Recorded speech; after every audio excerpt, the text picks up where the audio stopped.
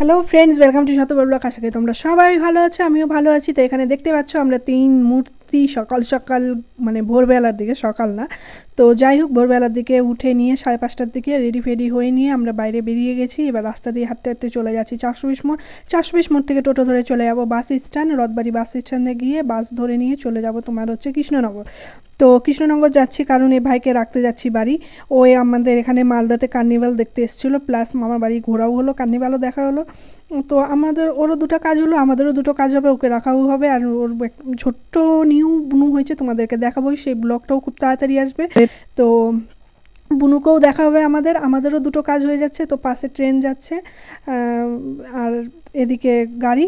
আমরা ফারাক্কা ব্রিজে আছি, ফারাক্কা ব্রিজ থেকে তারপরে আমরা চলে যাব কৃষ্ণনগর। কৃষ্ণনগরে গিয়ে নেমে টোটো করে চলে যাব দিদার বাড়ি, কেননা পিসি দিদার বাড়িতে থাকে। বুঝতেই পারছো, নতুন বাচ্চা হলে গেলে একা সব কিছু সামলানো উচিত না, অসম্ভব হয়ে যায়। উচিত না বলাটা ভুল, মানে অসম্ভব হয়ে যায়, একা হয়ে করে উঠতে পারে না।